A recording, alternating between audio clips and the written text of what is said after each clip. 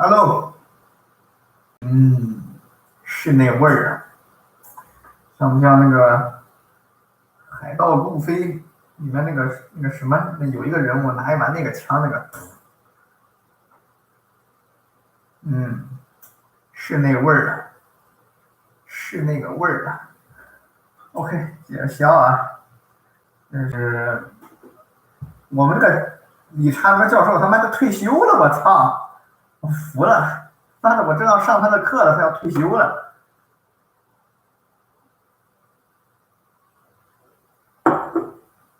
行吧，退就退了。Camera is a good view.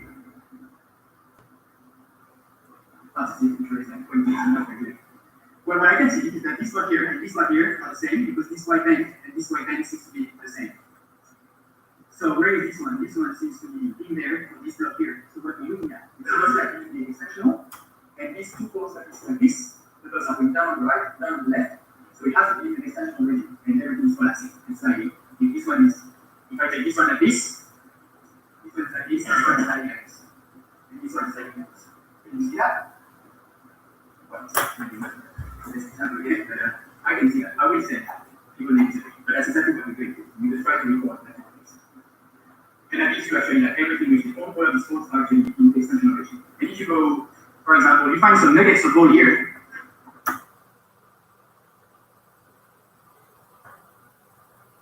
Nuggets. Well, you don't really go. You're just going to start like in there. You start here and going to go down here. Where? And that's actually a point. Inside the area. This one is very common for many diverging deposit and basing deposit in the way. So if you work here in Australia, you may see some of these big deformation. So it's exactly like a fault, but it's wider because it's not just a plane with accumulate. Ductile. The deformation is physically wrong. And it's exactly the same reverse normal structure. The movement is really the same.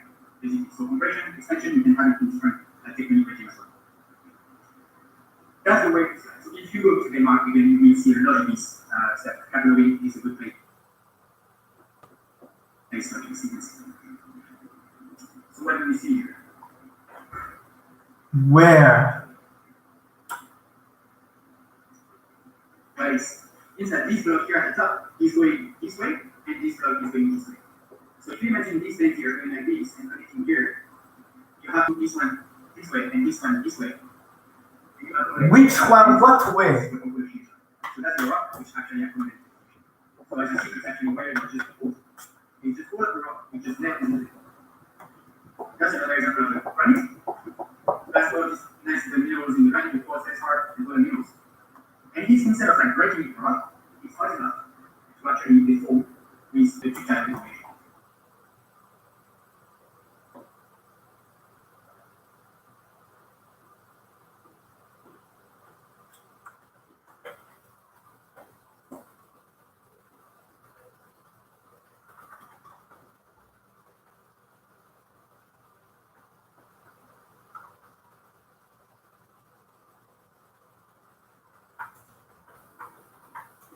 You see the difference between a fold, which is just something fragile, which is red, and something which is more like a Play-Doh deformation.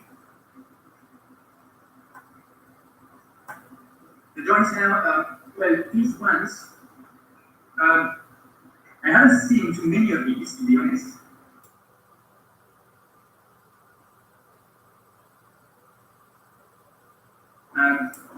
But there is, I mean, at a large scale,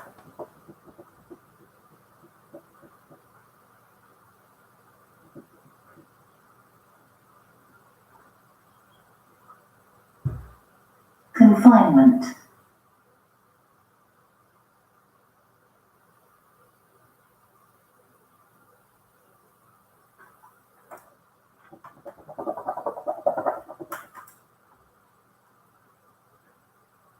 Corner.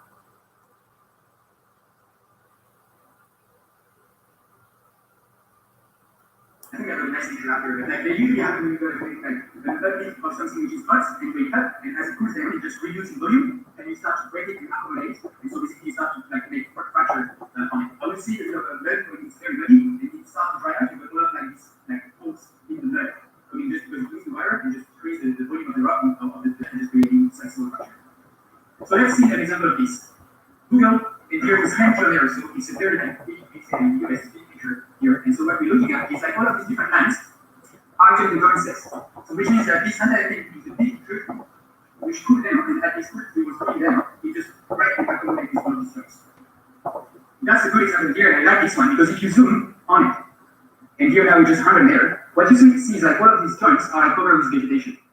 And you see all of these trees, that's exactly what the geologist is when walking like when walking in the bush, and you want to see what type of rocks, and if there is any weaknesses in the rock, you actually go straight where the weakness is, the water is going there, and the vegetation is usually there. So that's a good example of like all of these different joints, and all of the rivers are actually following these joints here. So that's what makes this like nice independence. So that's a cooling process, and the best example is the Polymorph lecture here, and we know difference. So as before, in Indonesia, and here is in New South Wales. That's actually a basalt, and this one is like just the lava flow, which is just like this, and because the temperature at the bottom is very cold compared to the temperature of the lava, there is a gradient which is going like this, and as it cools down from the bottom to the top, it just accommodates the loss of like the volume by like this polymorph picture. It's very common in Europe, and that makes it a good planning filtering spot, I would say. So that's a polymorph here, you see like this octagonals. That's in the joints deformation, something which is great. Alright, the geologist in the now. So we know all about the control types, and we know about the deformation of rocks. Well, good, but we still need to be able to record everything and put everything on a piece of paper and be able to give it to some other geologist and test this on site with different people. So geological map. So we look at the rock types and at the structural information. So the first one has been done in 1915, and with the geological map, the aim is also to get some cross-section. Cross-section is a 3D view of the geology. So that's when you actually switch on the brain. It's geological map. You just put everything on a piece of paper, you just record the facts, and the cross-section is how to imagine what can be underneath and try to make a story of the fact that you've been recording on a piece of paper. So yes, that's based on the surface. So let's have a quick look. That's the very old map, one of the first geological maps. It's probably using colors, trying to differentiate between the different rock types. The common color codes are like the pinkish for intrusive rocks, so igneous intrusive rocks. When you go green, it's more like the extrusive igneous rocks, and then 我都买了带劲点鼠标垫，操他妈这把我的血液都不循环了。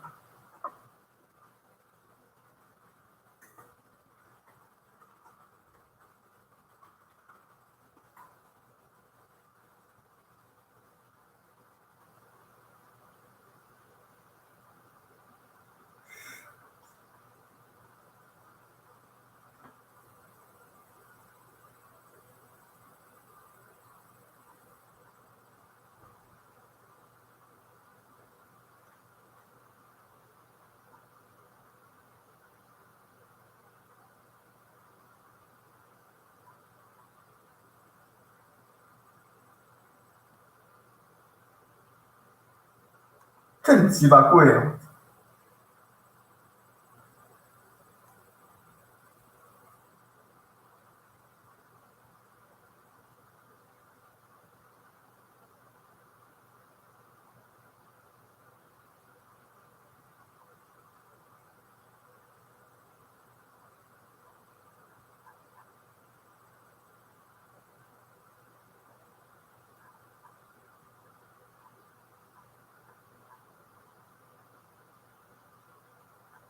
！2厘米，2厘米，他妈不一下就压弯了，他妈傻。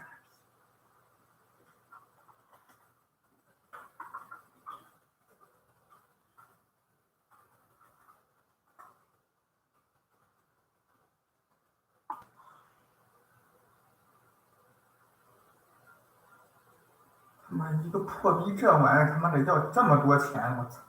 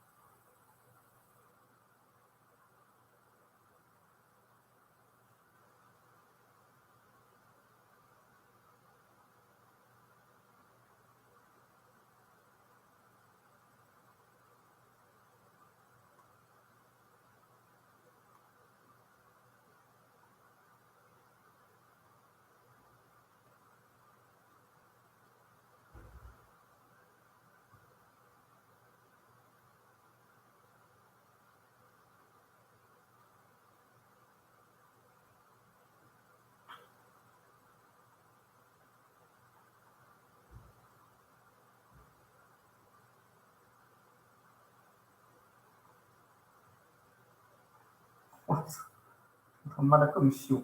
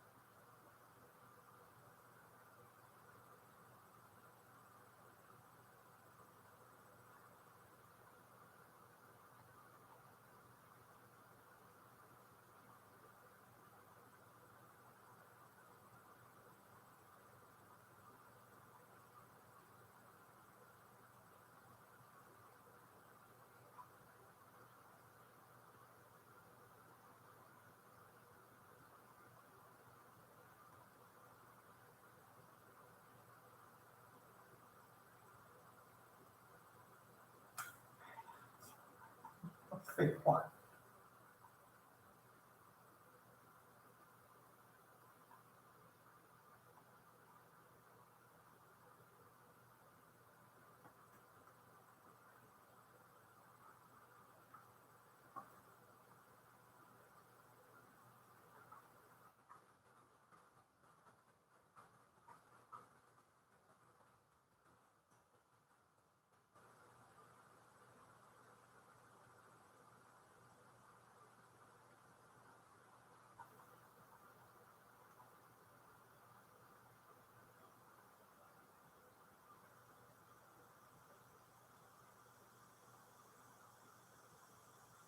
是不是还断了啊？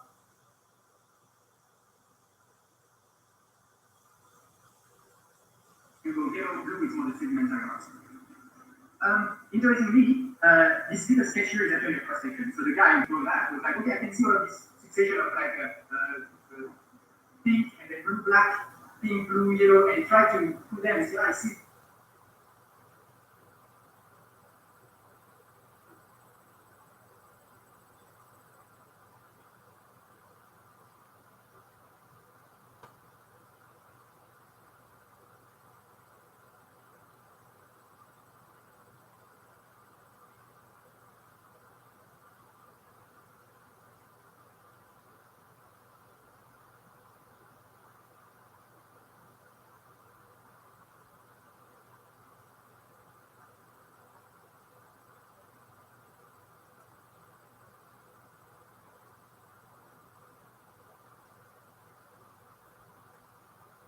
That was the elevation of this, and I think everything is in this way.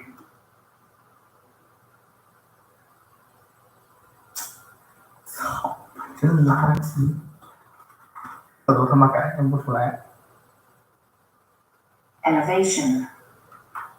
And they are actually setting up their rocks like this, and then they form a pool like this. So that's this interpretation here based on the map. So the modern geological maps are actually getting very new at different scales now, in totally different scales. So we can go to continental measurement or like the mine scale. Let's look at this. So this website, I don't know if some of you know this website, so this is the Google Lens from the WA, which is providing a lot of information. So everything on the website is actually very nice because all of the geological information you need to access it is free and it is online. It's super well done by Google Lens. But here is the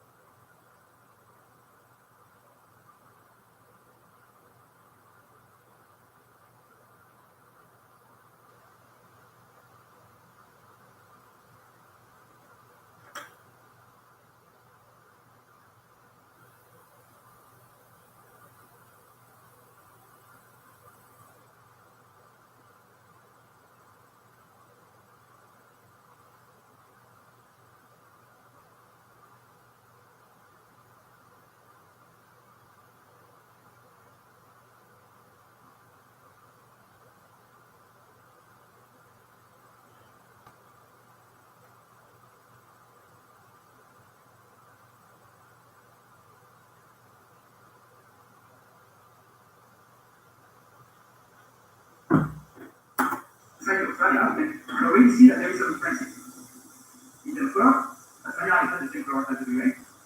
And in the US, for example, we see that there's this one here, which is one follower and one check, and it's going for rounding, and it's going for. So we can already see here that clearly is happening on site, from the field, and recording different types of rocks. Let's have a look at the TR here, because I have lots of person Australia. And that's what I will do when I go to field. First thing, Google map. And you say, for example, I'm going to have to map all of this area. So the first thing you're doing, as we see with the transport, that you go for witnesses, you go for cars, you go for shit. So everything you can record in there will be actually interesting for you. I don't know if in the bush in the US, it all looks the same. So you can go for hours and it's all the same trees, all the same trees, and it's like long distance, it's 45 degrees. So you don't want to go and cross everything. So you need to actually look at these first and try to get as much information as you can. So here you go big scale and you see that kind of borders. Then you need to be more and see, yes, long trade here, there is some photo there and photo there. So that's what you're going to do. You're going to start to like draw lines, and then you go take a photo drive, go to the field, and check the rocks. You hammer, bring the rocks there. This is the you can point to that. And that's what people have been doing when you get something like this. That's another one, click around. And the sequence again does the intrusive English rocks in pink. The green will be, I think, the extrusive rocks, and in yellow here, and green, light green, yellow, that's most likely to be the cities. Because like the tricky part is that all of these rocks have been buried down the ground, high pressure and temperature, so they always are not rocks. So when I say it's igneous rocks, it's not true, it's metamorphic rocks. But because we simplify this, everything has been decomposed, so we still talk about the properties of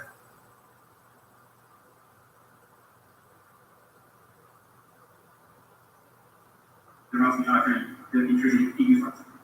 To tell you the complexity of like basically everything can be decomposed at the same time. So the whole you can answer like the size of the cube. Another example here, so that's very like that's a good map here. So what people have been doing, you just record every single rock you can find in the bush, and you just record it in a log here and give the names, and sometimes you can take the rocks, and so the more information you have, the more information you put in there, and that's a very complex map. What I like on this one is the section that I've been drawing here at Newman. That's from Geology as well. And that's when it's going to start to be interesting. Very good thing, huh?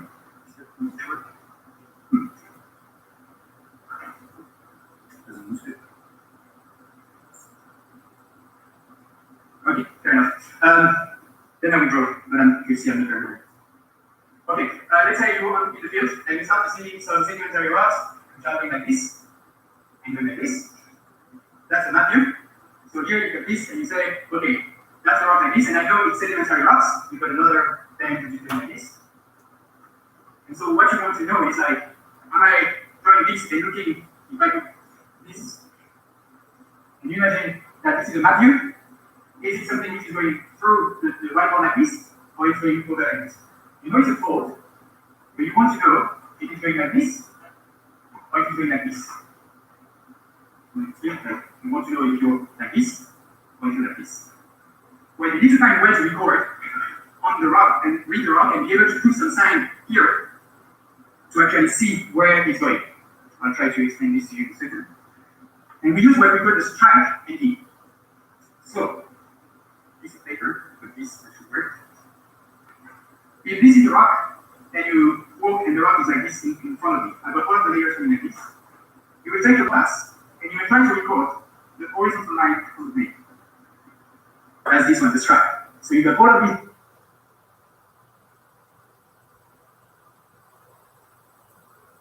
Stratigraphic.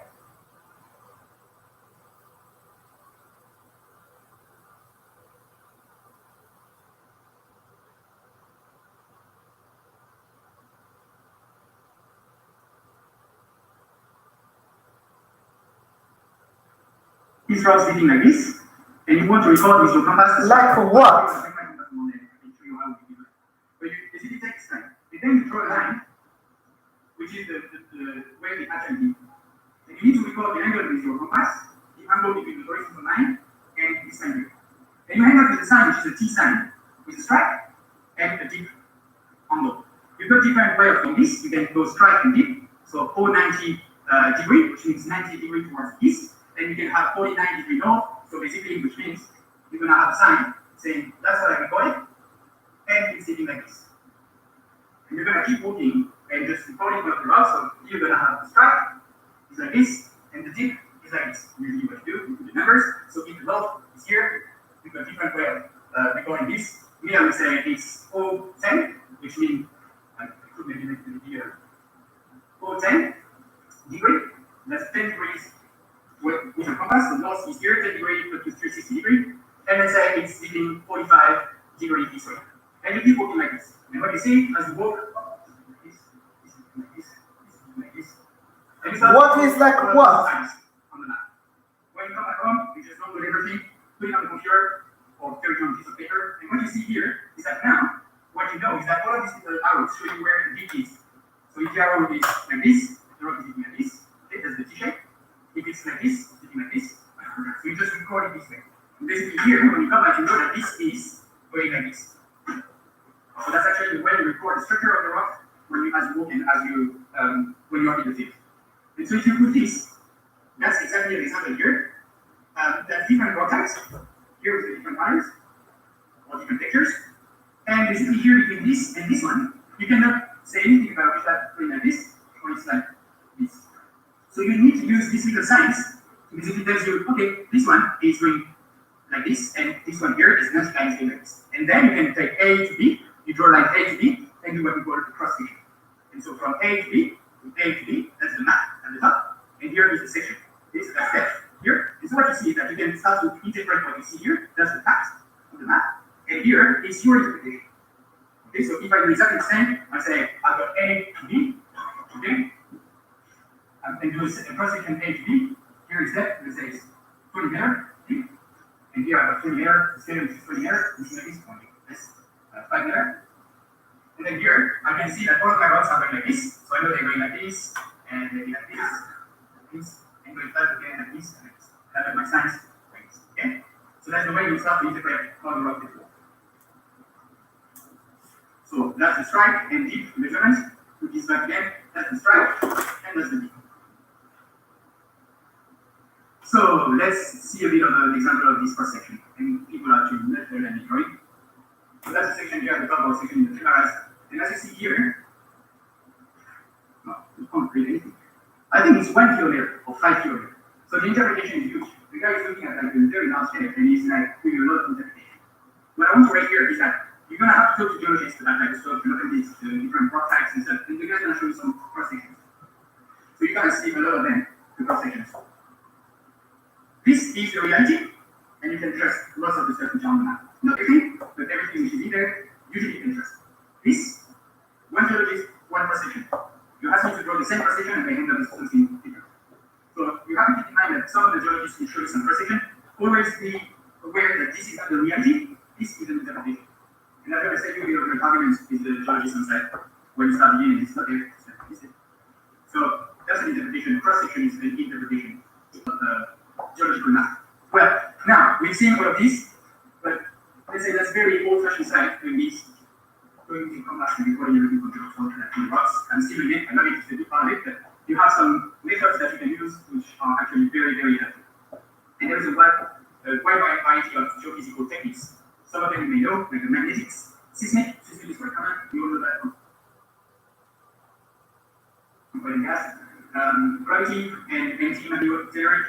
This is a new one that they developed now, actually they've been waiting the last 4 years, and it's in the world, actually a very nice one. So let's have a bit of a look. We waited the last 4 years, and it's in the world, actually a very nice one. So let's have a bit of a look on these different techniques. Magnetic, once again, that's one component, so you can access to all of this data if you need, if you're interested. It's all free and very easy to play with. And so what we're looking at here is magnetic. Remember, I told you the geology is like a scratcher, that you can scratch the rock. We also have a magnet again. So when you just put your magnet on the piece of rock, sometimes it's sticky on it. So it's magnetic. So what we record here is the magnetic anomaly from the rocks, and that's almost right up here. You actually see already that some parts are actually not very magnetic, whereas some of the parts are very magnetic. The high magnetic are actually not magnetic here. So when do you use that? Look, that's the map. That's the map I showed you just earlier on. Intensity. And when you turn the magnetic, that's what you actually see. So the guy did quite well. When you went to this area here, you see this fold folding here. You see the shape, which seems to be where? Well, if you go to this map, this guy can record this fold here. Well done, man. Like it's a pretty hard work, and you have to pick it up. So that's good. But For the magnetic itself, look at what we've got. We've got this major structure here, transferring everything, and now not in the map. So basically, this method is going to give you some tools to actually see different things, which then you have extreme importance for deposition of core deposits. So this one here most likely to be dikes, very magnetic, and this one will be lake fractures, and they most likely to be shear zones with just deformation. We just affect some of the magnetic because of some new minerals falling into these zones there. So that's actually giving you another tool to see deeper and see different things. Magnetic again, well, that's another thing. They pushed it one step further. The crazy guys like doing this all of the math. They just turn this as a first derivative and nothing going to be found.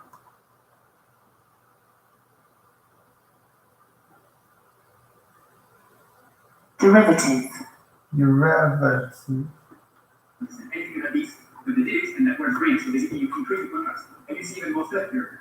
So you still got this like nice little fold. It seems nice. You see all of this structure which are from here, even the nice tiny ones. So that's actually quite really fine. Gravity. You just look at the density of the rocks.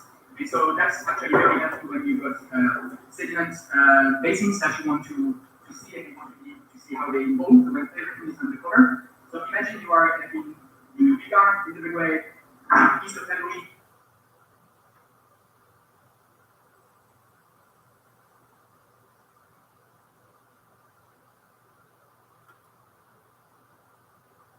You just walk in the bush.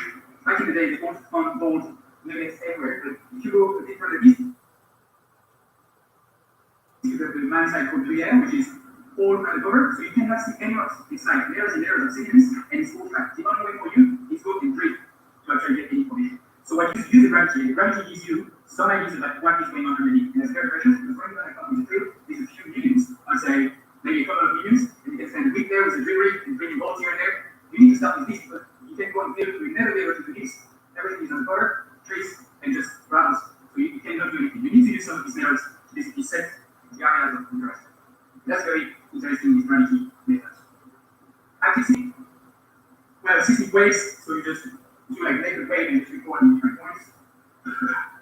This is very well used in the oil and gas industry. They use it for mining as well. I never did it myself, but I know that I've been contemplating this. And making a story about this is actually hard work. So you usually deal with the professionals. You have these guys who are very good at drawing things from these islands, and they can actually give you some stuff about the geology. What you see here, what I can see basically, that's going to be one part here. And you see these lines are most likely to be the fault or the shear, and that's usually the deposits, the gold deposit sits around these areas. If you got something flat or something flat here, big a banded iron formation may be like in these kind of areas. If you got some area here that can be a magma which have time lapse, to get like compressed, and that may be good for base levels, for example. But this is very hard to understand, so they use all of these computers systems to basically turn this into that kind of interpretation here. Empty magnetocellular. That's the fancy, very fancy one. So magnetic, which is a professor here at Geology, been working on this for a couple of years. Magnetotellurics. Magnetotellurics. When you look at this section here, we talk about like 30 kilometers deep. So what they're doing, they're using the magnetotelluric property of the rocks, the resistivity of the rocks, and using different electrodes, they can actually get information about the resistivity of the rocks. Resistivity. It's like from 5 to 7 kilometers in thickness, so we are able to see almost close to the mountain. And that's very important because, like this VDF here, for example, all of these red lines are shear zones. So they can be a bit brittle at the top and then like duplicate at the bottom. And some of the twigs in the lava are going to follow these structures, and some of them will be actually very big basically gold. And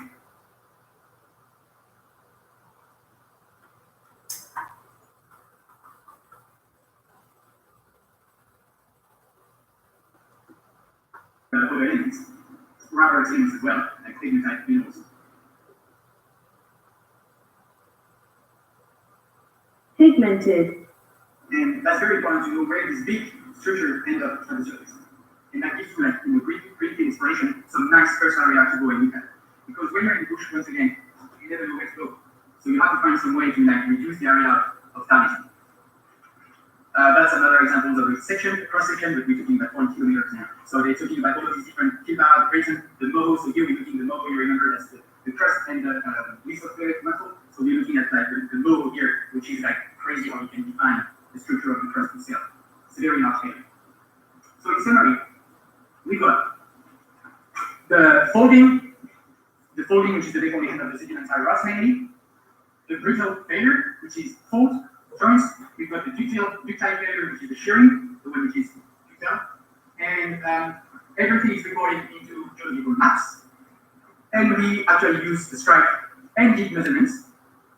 We actually get some help from the geological methods, and no map is the truth, and especially the cross-section viewed from the maps. That's something you have to keep in mind. And the last things I wanted to show you, you don't need to take notes of this, but that's just to show you a quick example of what we've been doing recently as a case study in Turret. So that's here, you've got Cloud which is here, and the deposit is there. And as a geologist, you just go in the bush. What is where, man? Here, where? Here, there. Where?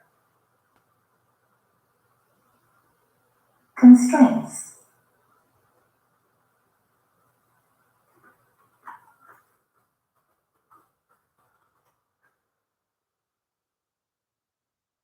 Atypical.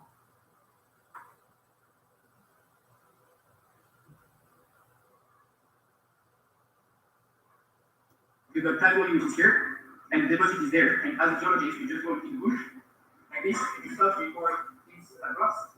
Here is a good example of something which is ductile, and with like the part which is brittle here. So you do and take the compass and take all of these measurements on site by digging the rocks. And you also use the magnetic here, and you reconstruct the map based on the magnetic plus based on what you see on the field. So tomorrow I will show you a few examples of what I've done for my master in this area here with like nice hand specimens and nice picture of like sulfite, and we're gonna talk about like the proper mineralization tomorrow. That's gonna be nice pictures and nice stuff. Thank you very much. Good afternoon. Shit time.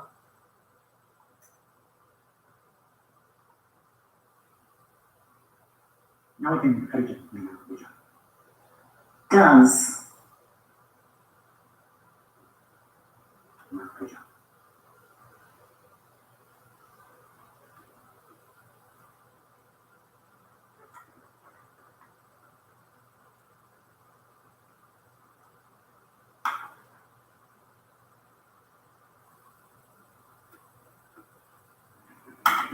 Okay, so today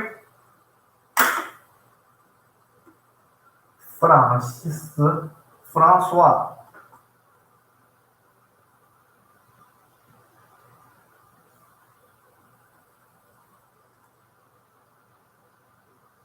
这鸡巴老师还给我回邮件，François de Voutre.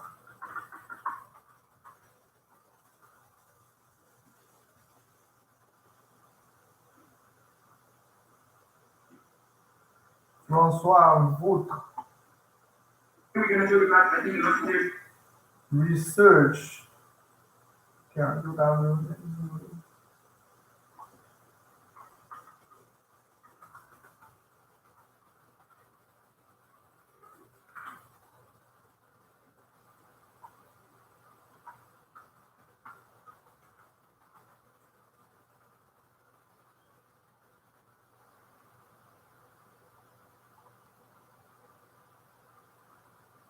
Using part of geology, which is the ore deposits.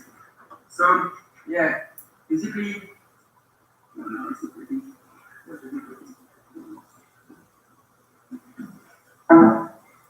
By switching on, let's rework it. 我日你妈！没水去。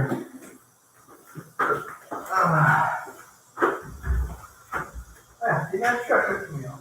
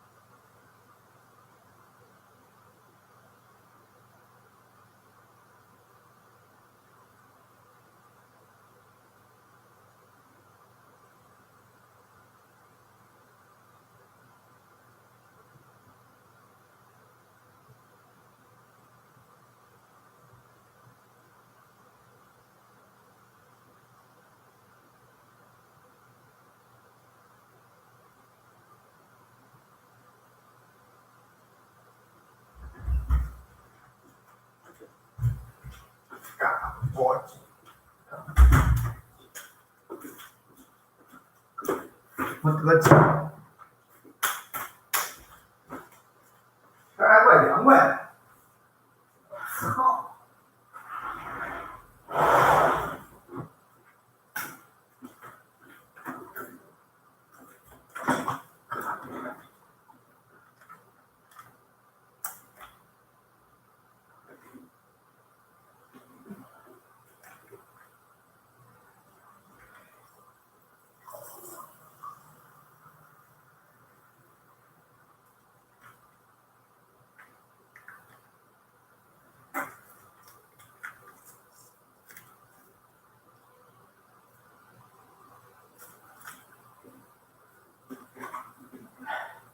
以前有猫的时候，一般我都留一点，然后倒桌子，猫就该跳上来了，嘚儿或者跳到这儿再跳上来。哎呀，小伙子一拳乱打，他说他是乱打的，他可不是乱打的啊。Okay, so all deposits, so the revision, I think like every time we're gonna repeat this, so Earth is 4.6 billion years old. Earth is made of the core crust. Minerals are defined by chemistry and structure. Rocks are made of minerals. Rocks they form under pressure, so we've seen yesterday the folding, shearing, brittle versus big time deformation. And we record everything into geological maps where we record the structure, it's like different from yesterday, and we actually produce cross sections to try to help understanding what's going on at that. So what do we do so far? You remember the sentences from Monday's talk? Now we actually know Arkin, it's the time, paleontology is the time, Cretaceous is also the time, and tertiary is the time.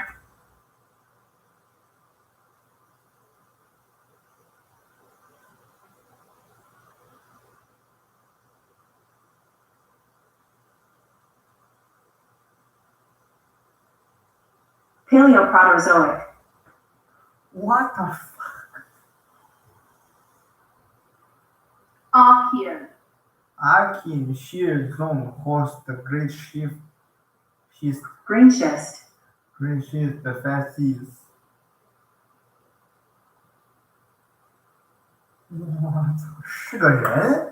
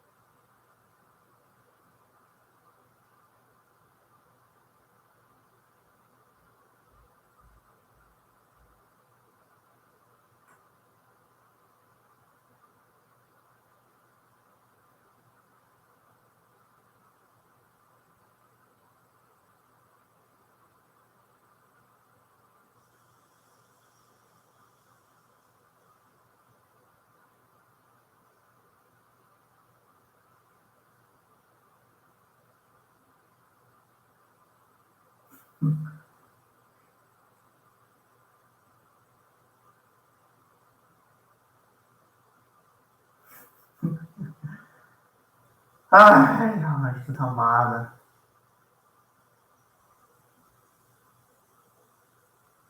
要存在，好的。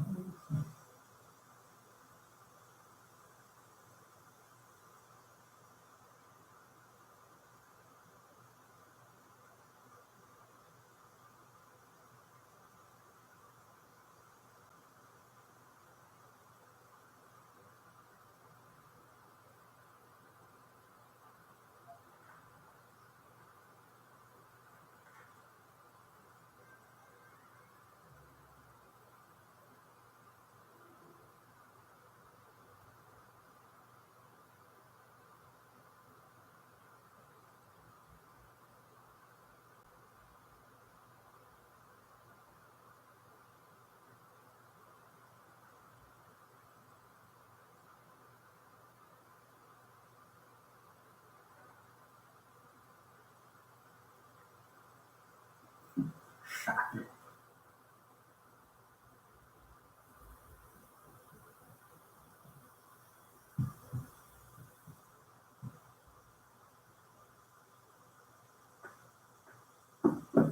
we've got the little elements here, gold, iron, copper, gold, titan, and zirconium.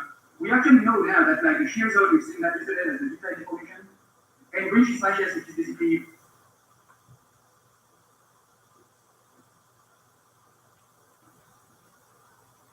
Grinch. the flow between metamorphic rocks at this pressure and temperature. So, for example, here it's like 6 kilobars, and we've got around 350 degrees Celsius.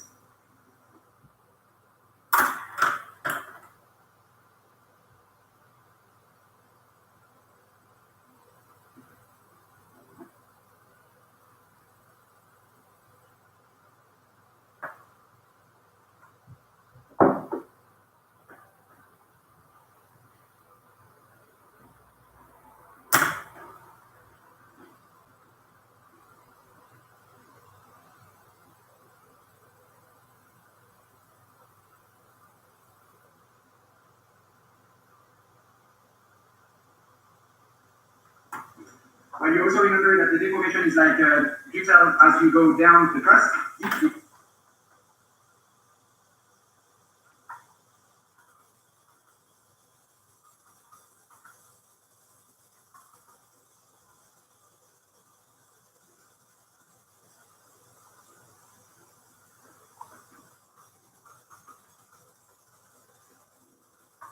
It's actually detailed deformation, and as you go up, it's brittle.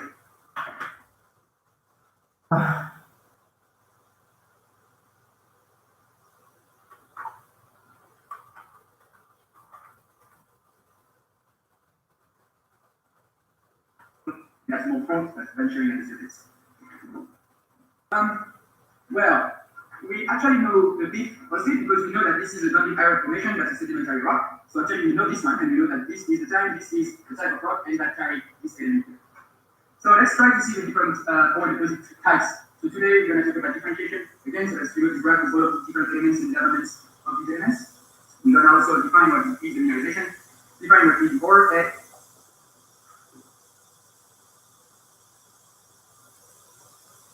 偷袭。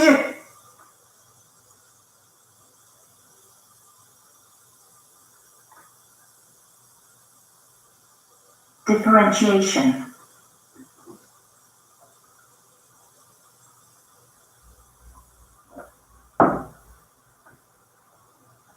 Definition.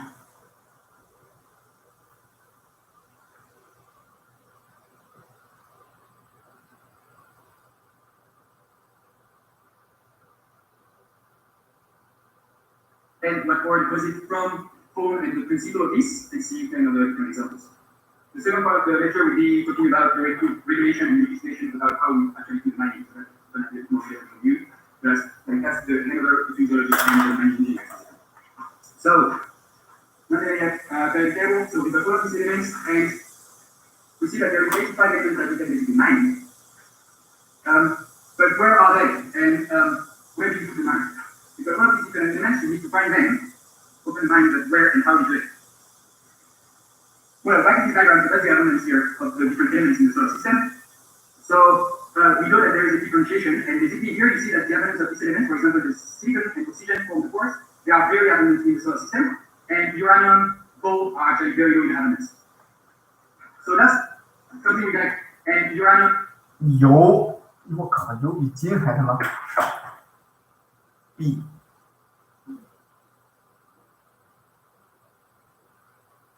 Both are actually very low in elements. So that's something we gotta keep in mind because we need basically to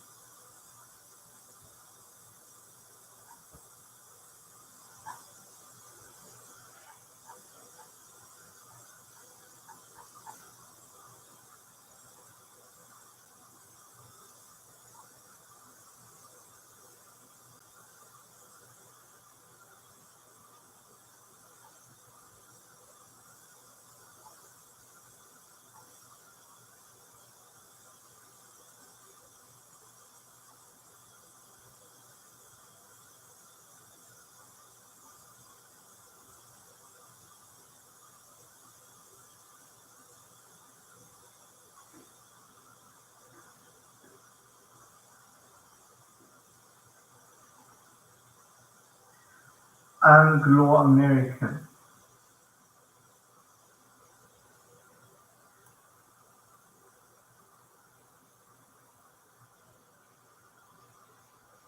英美资源，操！国族金属，南非、津巴布韦、Great Dyke、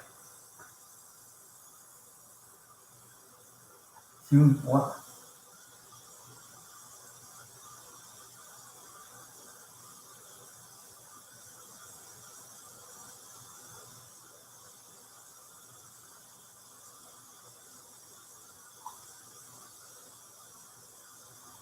新加坡吧，总部英美资源，操你妈！小伙子一拳乱打，约翰内斯堡，上海，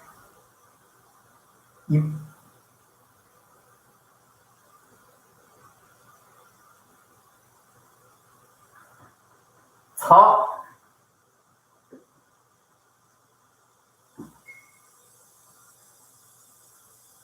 项目之一，英美资源，钻石，加拿大。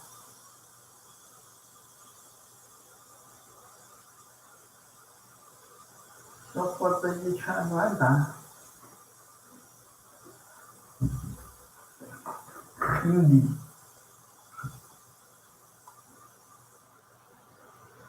智利，巴西，妈。Make some differentiation and try to enrich these different elements. So we know that elements form different minerals, and they've got a defined composition and structure.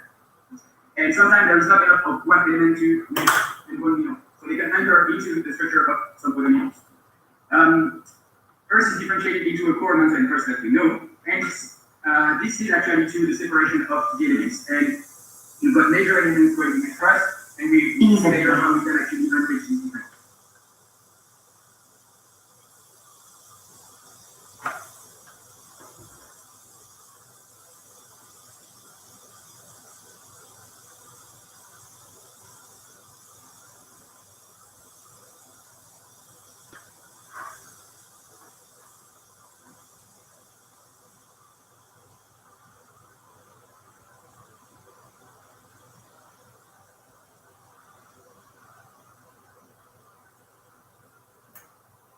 Differentiated.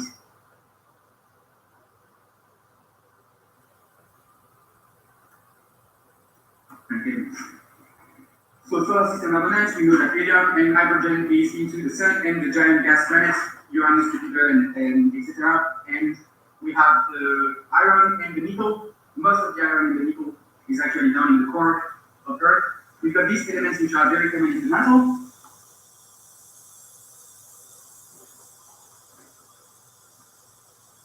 哟，这钴也这么多，我操 ！cobalt、硼、氟、锂，还有钾、锗。And first atmosphere and ocean, that's mainly the silicium, aluminum, and sodium. silicium。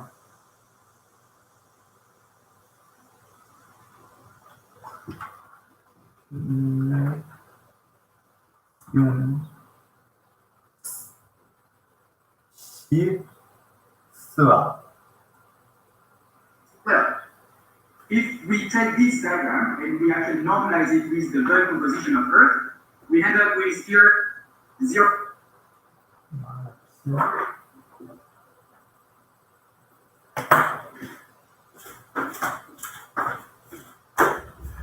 Zero.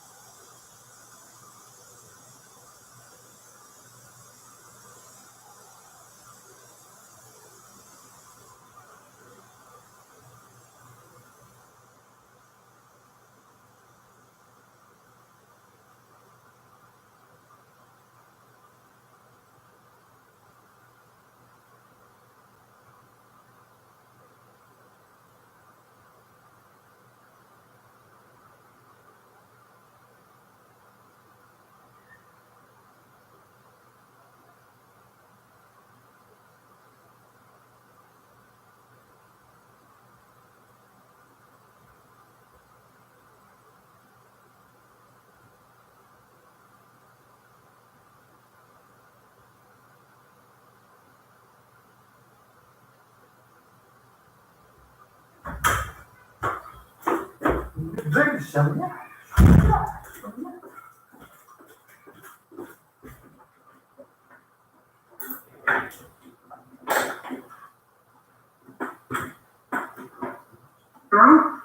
？And so that's the composition of the mantle here. And so in this diagram, what you see in green is the enrichment by a degree of 6 of these elements, which means that in the crust, you have an enrichment of all of these elements. That makes sense that in the crust, we know there is all of these pyramids, all of these rocks which are made of silica rich, for example, here. So that's actually very enriching the crust compared to the mantle and the core.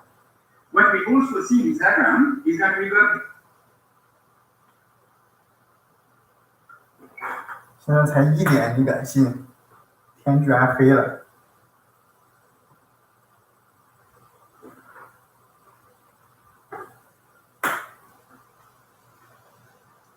these elements at the bottom here, which are actually less available than in the mantle and in the core. So they are actually very rare in the crust. And that actually, you see the gold here. If you look at the axis at 0, you end up with the left.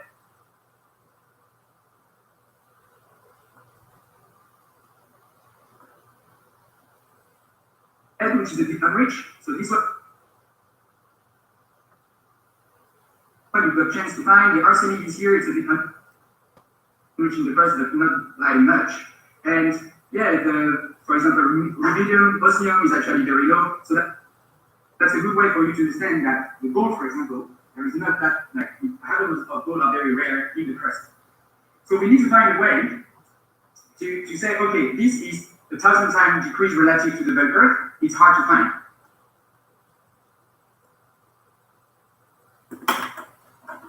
This is 1,000 times increase relative to the bulk Earth in the crust, so we've got more chance to find these ones. But we're still interested in getting the gold here, for example.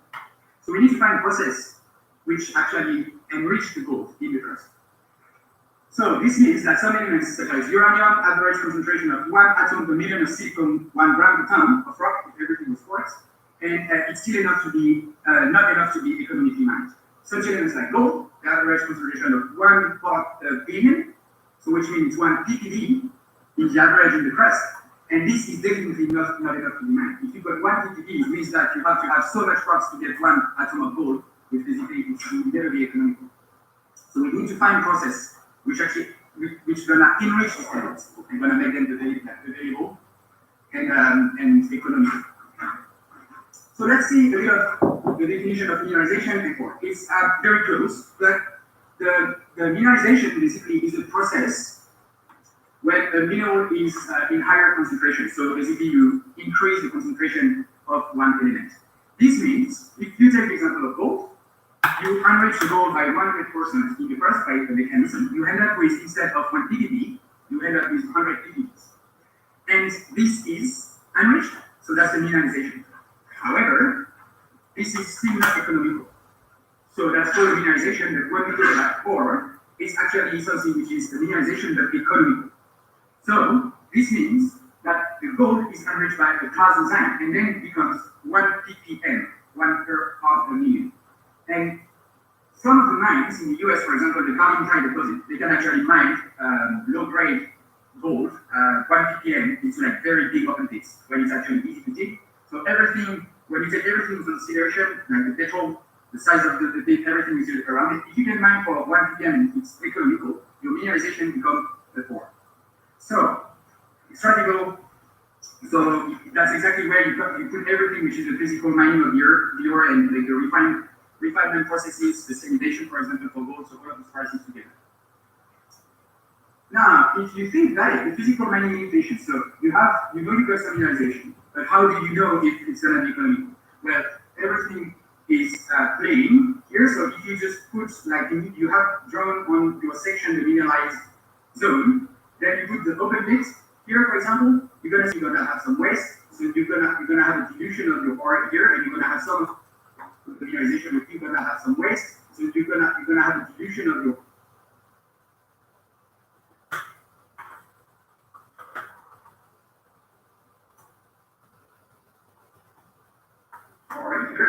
some of the mineralization is going to be outside of the open pit, so that's going to become a waste. So basically, from the mineralization, you just take everything in consideration, and the geology, but also the price of the petrol and everything, and it becomes the ore.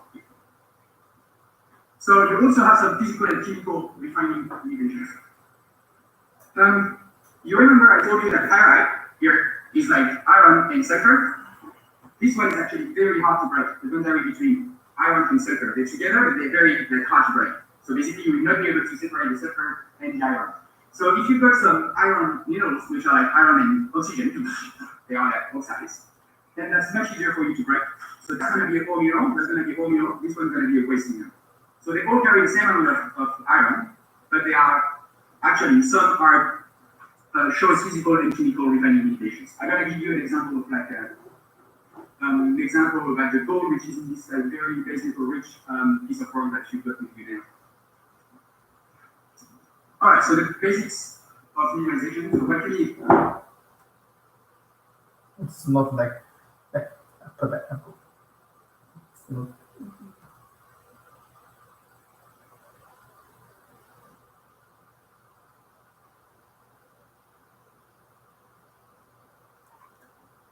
It is the fluid, which is going through the source.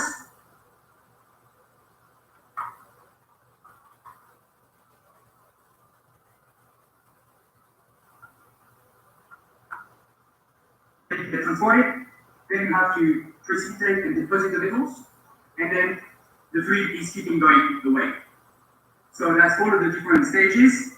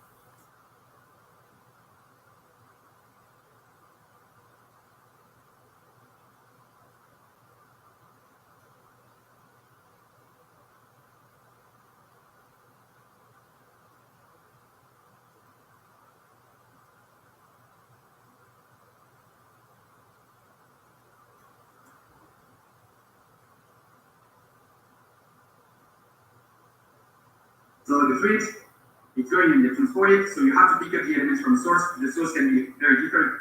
The transports can be different as well. But what we need is a fluid. That's the most important. We need to have a way to basically carry and enrich the process, which just enrich these different elements. So So if you imagine here, we were talking about like the gold. So if you imagine in the source, you've got like some tiny piece of gold here and there. You need to find a way to pick up and collect this from the source, transport, and make it like more economical here. You have to decrease the amount of gold valuables. So it's all about the fluid. Anything which is able to flow will be considered here as a fluid or something which is able to transport these elements. So I'll show you the melt. The melt, what we call melt, is actually the magma or the lava. So that's actually quite easy to understand that when the lava is moving, you actually transport all of these elements. But you can also have the water, which can transport some elements. That can be seen in the rivers, for example, with the calcium, for example, which is transported in the solution as well. We can also have some magmatic metamorphic fluids, which are, when you do this slow cooking again, you actually release some water from the rocks. And this actually be used and can carry some metals. We also have the vapor, very common in volcanoes, and I think you have an idea about all of this sulfur-rich part of the top volcanoes, which smells quite bad. That's actually all based on the vapor and the transport of sulfur in the vapor. So that's going to be the steam, the chlorine, fluorine, and sulfurous gases. 吃的东西，我操 ！chlorine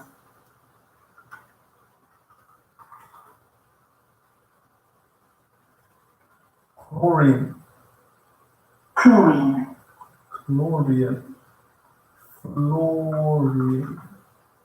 化物， fluorine, 我操 ！SU sulfurous 油吗 sulfurous,？sulfurous The wind is also something which can transport different elements, the minerals, and we'll see some examples of this. All because it's classification. So they are subdivided into different things, like which kind of elements they actually carrying, and subdivided in which element and which geological settings. So that's quite complicated because putting things into boxes from nature into different boxes is sometimes hard. So it's all of the research is a bit complicated, and people who don't agree mostly in the different boxes. But I'll just show you some of the examples here. So, sedimentary deposits. They are not very common in Australia, but they are quite good for a certain type of minerals. I'm not very used to it, but you'll see I've got some example here that I can show you. They are very easy to mine because they are at the surface. So you know when you just do the erosion of the mountain and deposit all of these sediments, they are just at the surface. So you don't have to go and drill and go super deep to grab them. They are usually quite soft at the surface. But they're actually relatively easy to mine. The first one I'm going to talk about is alluvial deposits. And that can be transported, it's mainly transported by water, by wind sometimes, and it carries this titanium, chromium, iron, zirconium.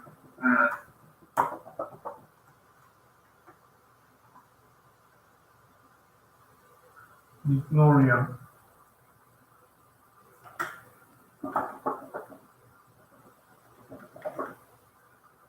沙金 alluvial gold, alluvial gold, alluvial diamond, glacier, placer,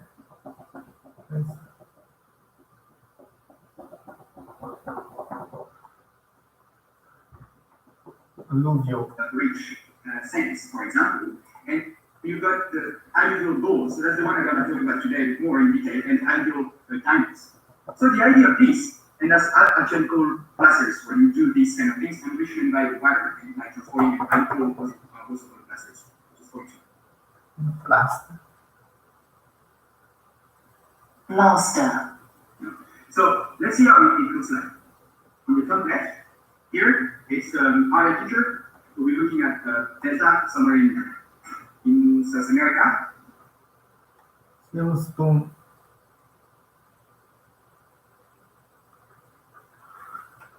Spino, 天津石 So what you see the different of colors and the different type of sands.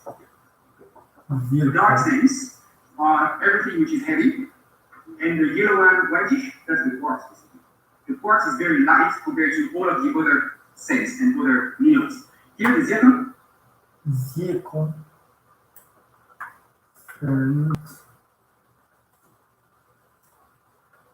for example, carrying zirconium, they are like looking pinkish in color. The spinos Here, they're looking like that. That's actually a gemstone, so that in different colors. The ilmenite here is a titanium oxide.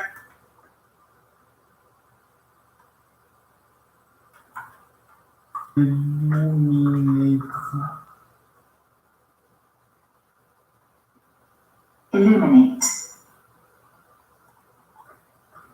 Titanium. Which actually looks like. So what happened here is that with the water, you just sorting the heavy minerals and you segregate both of them. So the quartz and acid. You segregate.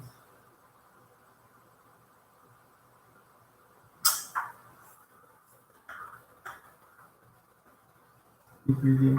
Somewhere, and the heavy minerals going to sit somewhere else. And so you just come with the truck and then everything in, like with a digger, and you dump everything in the truck, and then it's done. Easy, easy. You just dump everything and mine it, and you got all of these elements.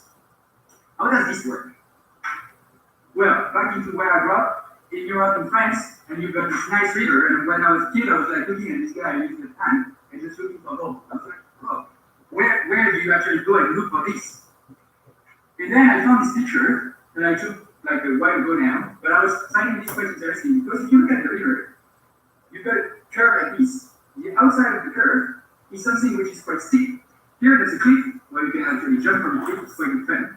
And you've got one of these sands, which is deposited in the inside of the curve. If you look at this curve here, exactly the same scenario. You've got the sharp edge, steep cliff on the outside, and inside you've got all of this white sand. The white sand is mainly carbonates and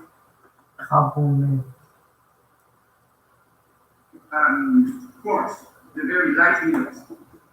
And so, if you look at this, and you look like, for example, we take this area here, that's the way it looks like. So you've got the current which is coming like this, and it basically washes everything away, and because the current is less intense in this area, you actually start with all of the quartz and the carbonates, the very light minerals. If you do a section now from A to B, from A to A, prime, you just like get this current here, and what happens?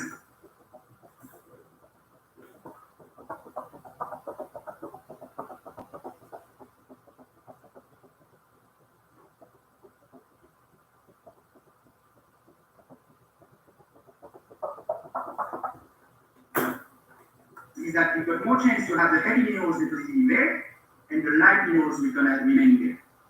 So where? Fuck you. Less intense in this area. You actually start with all of the quartz and the carbonates, the very light minerals. If you do a section now from A to B, or A to A prime, you just like get this current here, and what happens is that you've got more chance to have the heavy minerals deposited in there, and the light minerals will gonna remain there. So that's exactly what happened when we seen this image before, with like the light color of quartz carbonates here, and the heavy minerals in there. So the water is doing the job for you, basically. Let's do a long section now along the river. So that's the current again, and that's the kind of relief at the bottom of the river. And so what's going to happen is that like the current is straight here, so it's just carry everything. But here,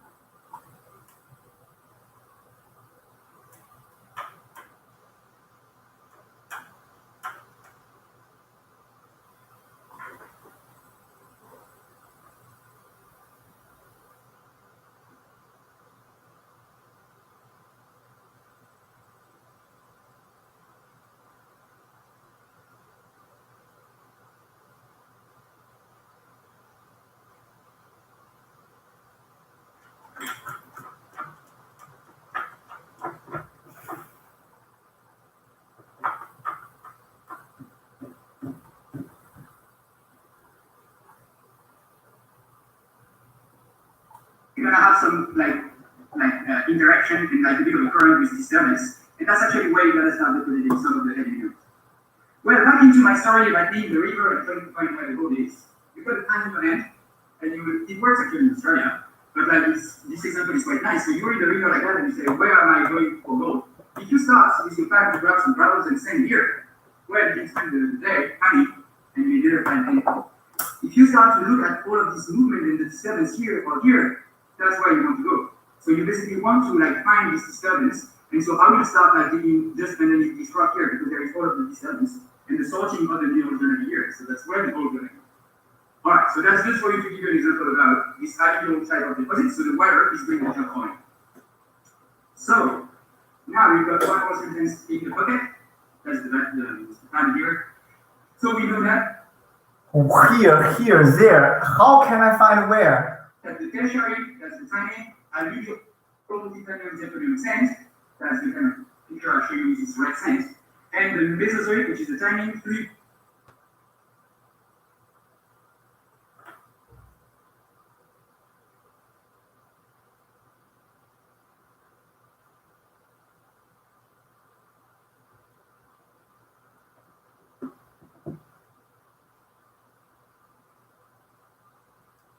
Gold class deposit, so that's exactly what I told you about when I said that's here that we need to go to find some gold.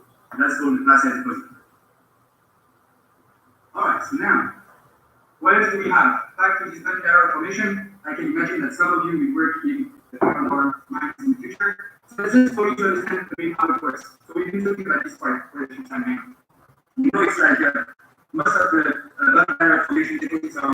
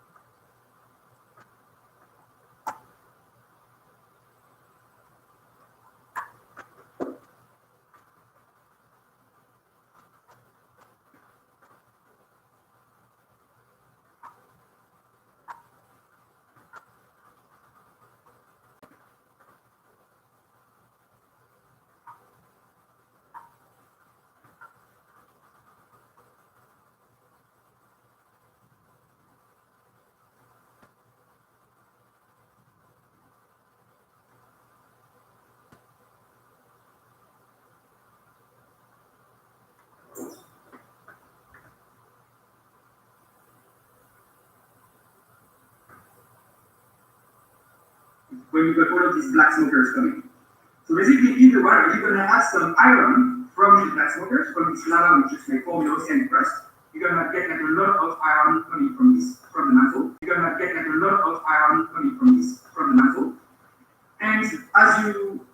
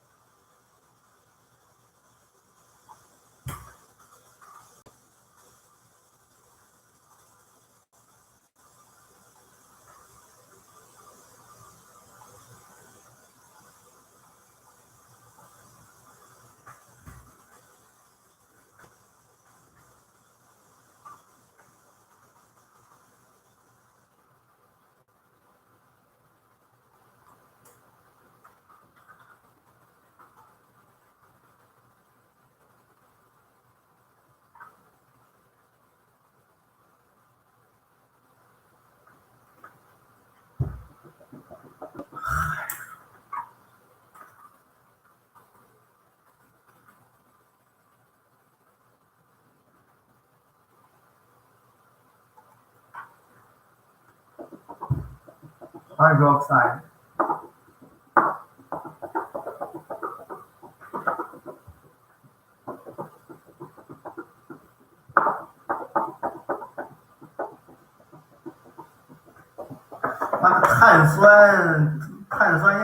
碳酸亚铁。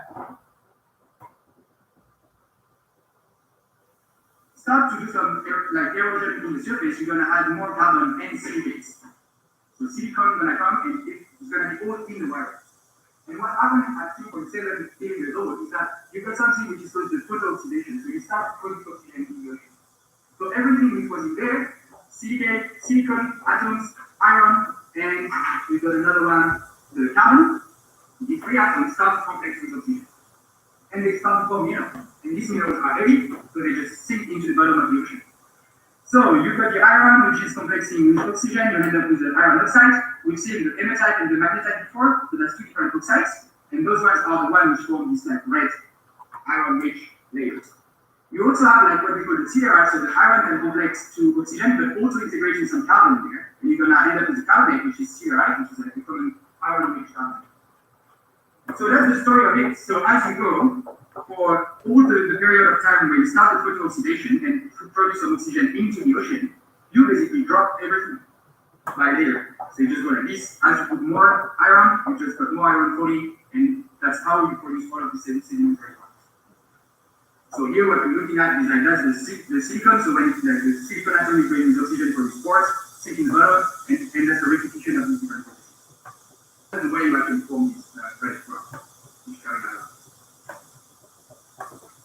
So what do we know so far? Starting for paleozoic, we know that this is this time area, which is around 2.5 to 7 billion years old, and we know that organic iron formation, that's the type of rock, and it was iron.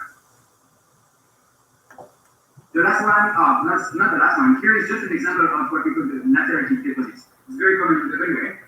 I don't want to go into much detail, but this one, the only thing you have to keep in mind is that that's something which is chemical.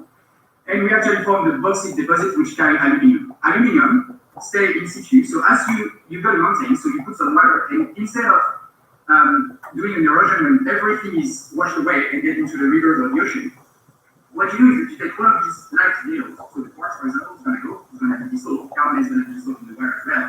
And you wash this mineral away. But like one of the heavy parts is actually staying here, and you start to enrich these elements. And here you enrich the aluminium, which is very highly like immobile elements. And so you actually start.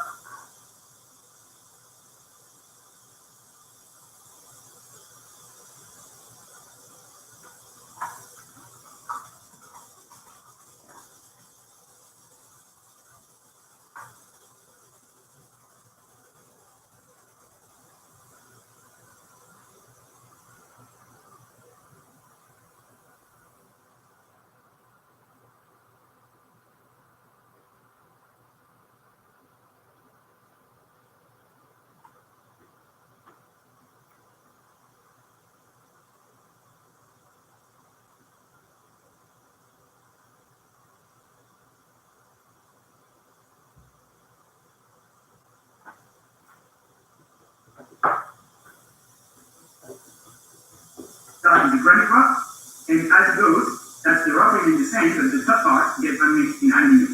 From here, it starts with 15% aluminium, and here you end up with like 30 to 50% aluminium in the deposit, the laterite. So it works like this in Australia as well. It will be a different process. So for imagine you've got here, you've got a gold deposit in the middle. If you've got this, which is overprinting, you've got a deposit, and that's what happened in the way. You've got usually between like 20 to 120 meters of this saprolite and laterite cap. You actually fuse all of the gold, and that's where the prospector is. That's the trick. That's like if you find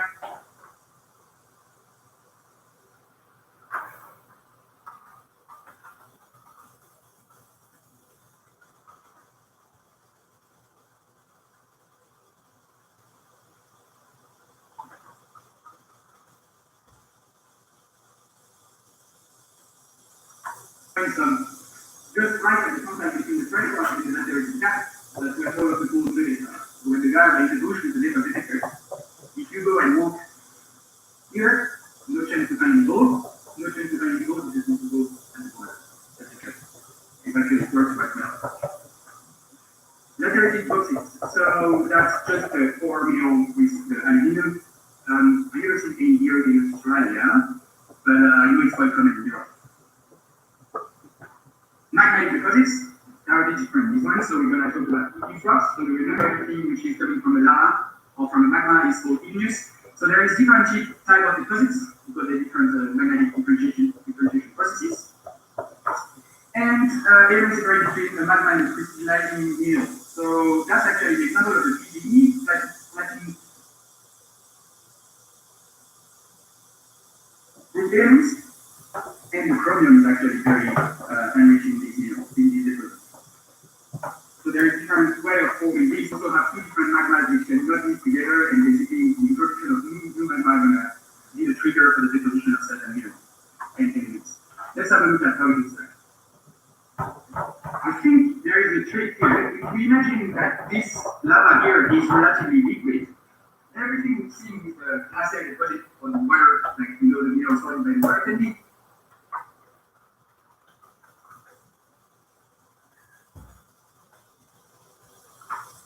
light in this environment. So what's going on here is basically you've got this magma which is coming up, and you've got this big pocket of magma, and it starts to precipitate as you cool the magma down. The element is gonna get together and start to form minerals. So remember we said that if the magma does like a lot of time to make minerals and put it down very slowly, you have time to form a lot of minerals. So if the magma itself is very enriched with copper, nickel, and cobalt and PGEs, and a lot of sulfur, then you will be able to start to produce some of these minerals, and they're going to precipitate first in the sequence. So you're going to have all of these big pockets of magma, the magma chamber, and the metals that might get associated with sulfur, and they're going to sink to the bottom. Same as the big deposit we just talked about earlier, but that's not water, that's lava. So let's have a look. That looks like this, basically. So that's the magma chamber here, which has been magma chamber. Liquid and put it at the surface, so that you can see it, you can walk on it. But it used to be a hot lava, and that was like a magma chamber. And so here the layers you see is the chromatic layers, and sulfur and chromium. That's in the for the strand in South Africa, and that's what they're after. So basically, what you want to do is follow these lines. So you remember when we talked about the deformation yesterday?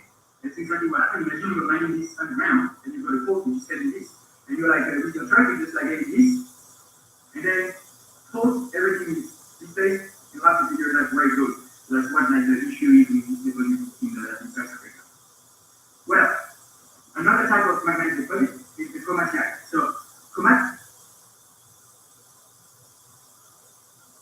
I talked about this when we were talking about metamorphism. That's quite a very non-common rock. But it's actually only common here in Australia and in Canada. And that actually, the lava is so hot. It was like back in the day when the Earth was very old, 2.7 billion years, and it was very, very hot. So the lava at the time was like super hot. And extremely hot means more liquid and capable to flow. It was like so almost liquid that it could actually flow like a river. So the lava flows were just like following like this and acting almost like water. And so some work from Mother Leva, which is working in Taiwan, she's working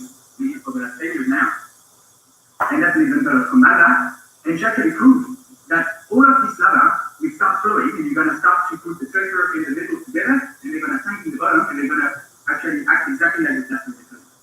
So they're gonna follow the surface and all of the different depressions, and you're gonna start to do all of the massive sulfide in there. So mineralization looks a bit like a piece of rock I showed you, the one which is like with all of the base metals. So that's very heavy, and it's a lot of sulfur and a lot of base metals. So when you look for these deposits, you want to find something which is a massive amount of sulfur, and you actually dig and get everything. You can get some overlapping, a bit of gold, and you can get the TGs and the cobalt nickel metals. So that's actually a good deposit because there's a lot of different metals in there at the same time. So you can also have a mix between the magmatic and what we call hydrothermal. So instead of having something which is hydrothermal, 他妈的，我都不想看了，我操，头都给我看大了，我，还得他妈翻译着，日了狗了，我，吐了我，妈的困了，操，15分钟，哎，妈的英文都可以看完了。 just related to the lava. You can use the lava as a magnet and you connect it to fluids. Let's call it water instead of like a silver. So we just get magma and water together. And that's gonna be what we call the supercritical fluid. It's a bit of a fancy term for water. So elements are sourced either from the phosphate crust, the continental crust, and mantle. It can be very complex. And what it usually do, it just like provide us with like solid paints and low-grade alteration added. Let's see how it looks like. You've got these distribution zones. You look at these diagrams, so you have the oceanic crust, which is going underneath the continental crust, and you start to produce all these volcanoes. You've got this magma coming up, like this, and you actually start to form different types of deposits. Here we're going to use from the porphyry called the gold molybdenum type. And so if we go like this, so that's a section here. Here what we're looking at is the magma.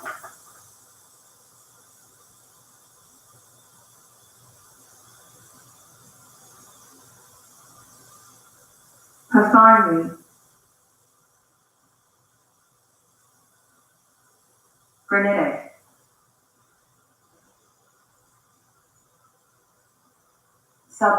subduction,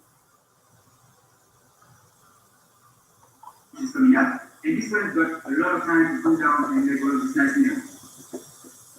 What you're gonna do, you're gonna actually, as it cools down, you're gonna take the water from the top, which is the infiltration of the water from the top, and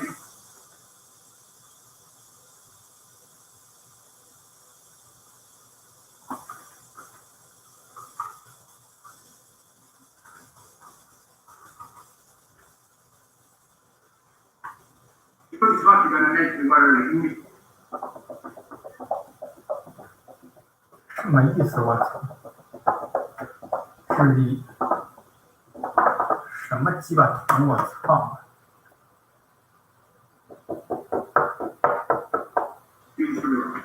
And as this kind of processes, we can actually get the minerals from the source, as we discussed earlier on. So the source can be the spurn in the rock. As the water is going through and move the water through the rock, pick up some elements, and it can also be related to the magma itself, which actually bringing some copper and gold, for example. So you're gonna end up with like small veins, which are gonna be at the top here, far from the intrusion, and you're gonna have some epithermal at the surface, epithermal.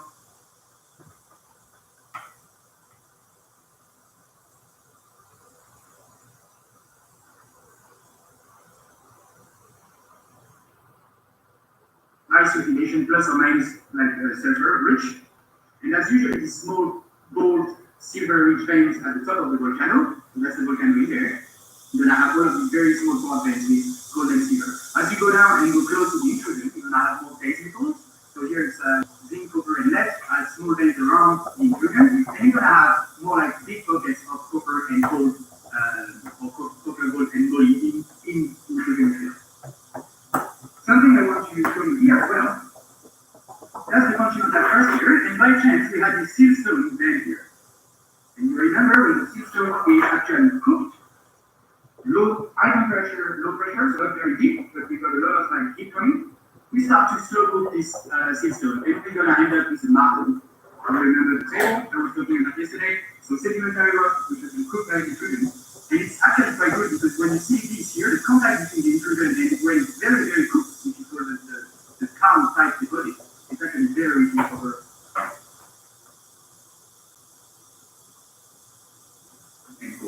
So that's actually a very important deposit in Chinese. When you've got some sedimentary rock, which has been intruded by an intrusion like this, it's actually a perfect match. The sedimentary unit is the earth for mineralization. So that's what we call a copper porphyry system here. So that's porphyry means an intrusion. So that's another name for a certain type of intrusion. So when we look at a porphyry system, it's just an intrusion. We keep moving fluids around part of the earth. So what do we know? Cretaceous. So we know it's the timing. Ondine style, well, it's very likely to be Andes here, so that's why we call it like this. So that's a subduction zone. So that's Ondine style and copper gold, because it's mainly copper and gold metals in there, and porphyry is the type of deposit. So I think it's pretty much with all of the deposit types I wanted to talk about. So the last one is just the hydrothermal phase. Well, it's quite controversial, so I'm not a big fan of this. Like, to me, it looks like most of the hydrothermal fluids are related and they have to be movement for a reason, and the movement is usually the magma. So that's what they call hydrothermal here, and that's where, if I go back here, so we're going to talk about this one here, which is orogenic gold. And that orogenic gold deposit is like the new term for gold deposit. Orogenic. And all of the researchers have been researching for the last 10 years, trying to find new names and characterize this gold deposit. Anyway, we call it like hydrothermal, so you got a fluid which is released by the metamorphism of the rock. So you take all of these rocks, you create a huge mountain, which was here in Australia before, you do the erosion, and so you facilitate everything. So what you end up with is all of these rocks that we see in Australia, which has been slowly cooked for billions of years, and now they are the surface. And during the time of the slow cooking, you actually do some metamorphism and you just release some fluids. Some of the water which was in the middle gets released. And that can be linked to the compaction of sedimentary rock. For example, like sponge, as you just very ground, increase the pressure, you just release some of the fluids. So that's the idea of this kind of process. They are all acting with temperature, pressure, pH, salinity. That's the complex one. So that's what they call orogenic gold deposit.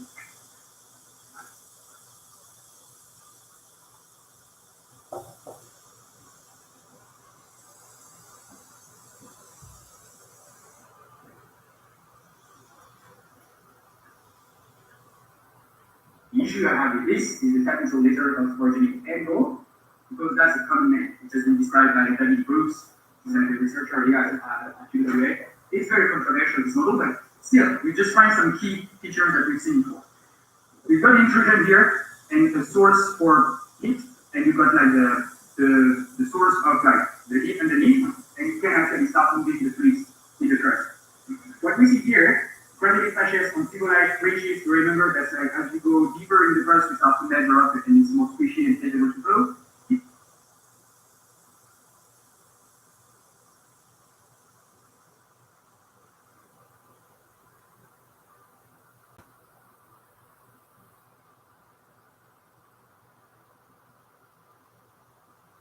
Channel.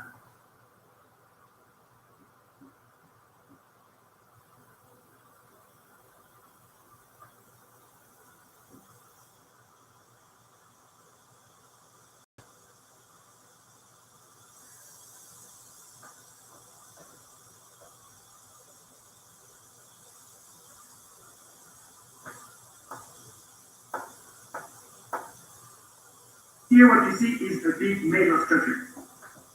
Here is big eye, you like down, it's high pressure, so if you have a fault, it doesn't break, it's actually break, so you can accommodate this with deformation of the units.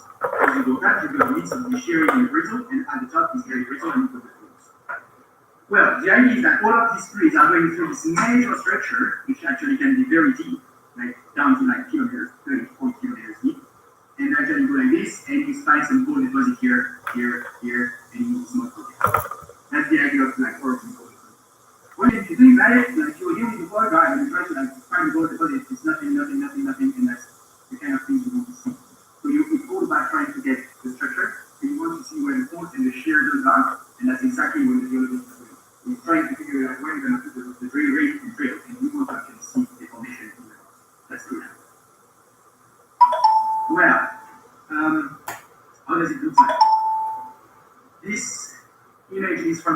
underground stope in Leinster.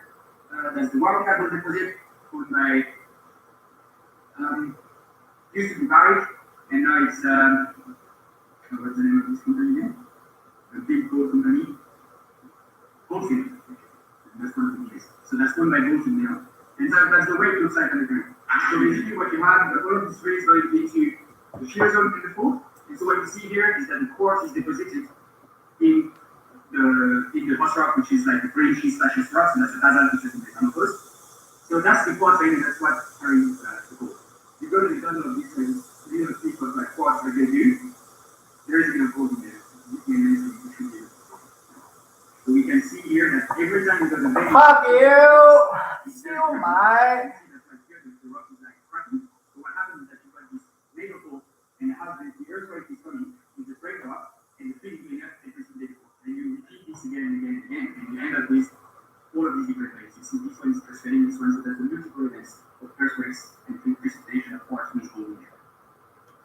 And that's the picture of the gold. Maybe the contrast is making it like very, very young. But I've been studying this one here and trying to like have a look with the microscope. And that's what I ended up with. Here we're looking at 50 micron, that's quite small. And as I said in the gold, there is different elements, different sulfides. So here we find the chalcopyrite, which is copper, iron, and sulfur. This guy here, which is in contact with the mixtionite, copper, bismuth, and sulfur. And the important bit is this yellow part, which is called electron. You remember I told you that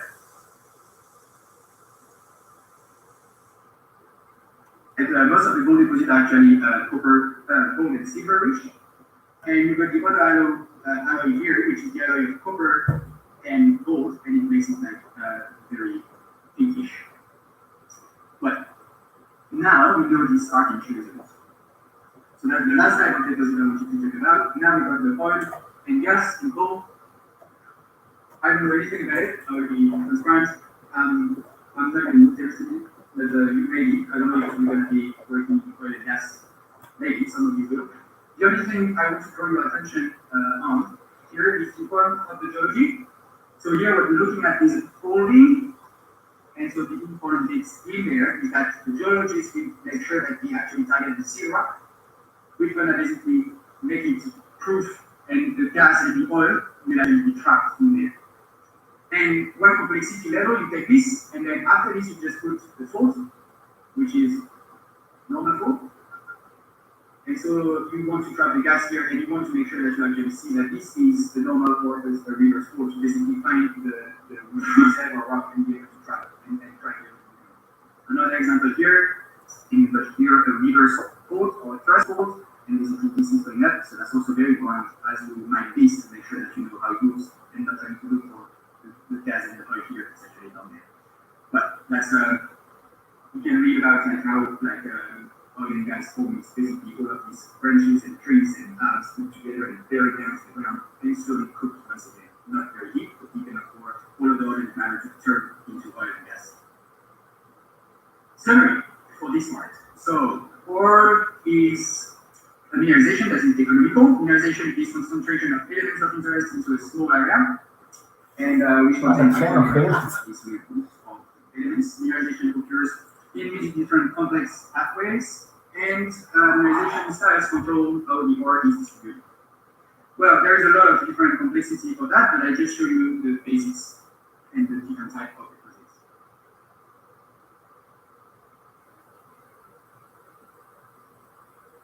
Now we can edit it.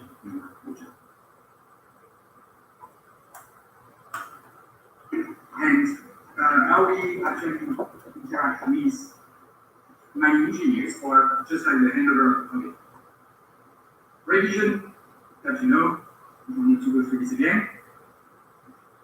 The content of this is exploration to grade control. So what is the geologist doing? He's looking for more of the elements, but he also makes sure that when we go and mine, the mining engineers and all of the miners know exactly where to go. Is it correct? Can you trust it? That's always the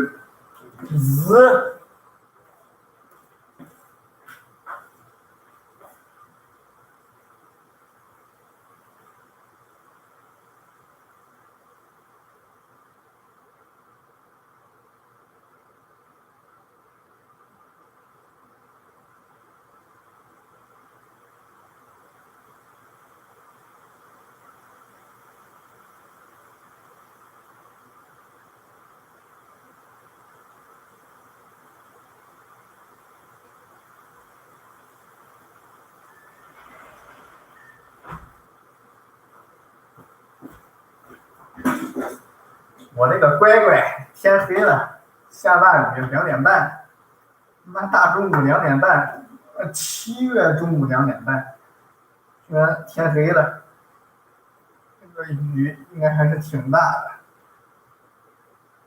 啊 ，deposit。Listen properly. Listen properly. The big difference between different engineers we write and contest. Well, let's see how it works. So first is the exploration. So that's maybe it's hungry in those days. I'm not very into the mining side, but more into the exploration. And you go greenfield. Greenfield is qualified, going somewhere and trying to read the rocks, and that's the first step. Then you've got the brownfield exploration, which is you're rocking the area and trying to extend the mine, trying to, for example, some sprays of these veins going here and there. And we actually use different methods for that, which is just purely mapping or using the geophysics. We are drilling a lot in the 这他妈不是我 geologist 干的活，我操！ Some idea about the rock is and soil sampling and mixture. There's a lot of different data. Well, the exploration, we have to report everything for the investment. So what we actually doing is producing some reports which actually show the investors and actually what you want is making it like shiny as much as you can to basically get the investors to put some money and keep the project and get the money started. So what I give you with this is not very important, but what I want to talk about a bit more detail is the job code. I don't know if you heard about this. But the job code is the rules for mining, and this is well, there is two ways of saying this. It's either it's a pain because you have to follow all of these different rules and it's plenty, or you think about the fact that we are lucky enough in Australia to have this, which is very up to date and it covers everything in environment and legislation. I've been working in South America, they do not have this. Trust me, it's another way. In terms of pollution and the thing you see in safety, you're happy to have this. Anyway, so it's all about these different tasks, and what I want you to get from this is that someone is actually responsible in the end of the program to sign and make sure that everything you're doing. Hey, one moment.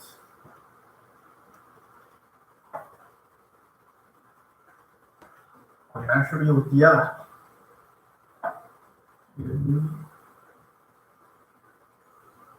咦，4.7毛9。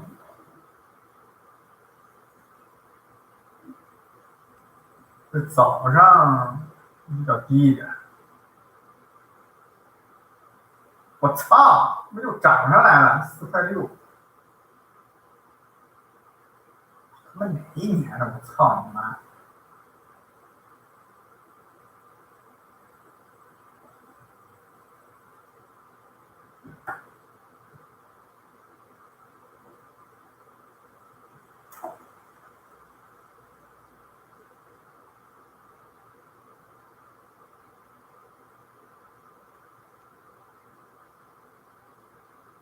拜托，朋友，再跌一点吧。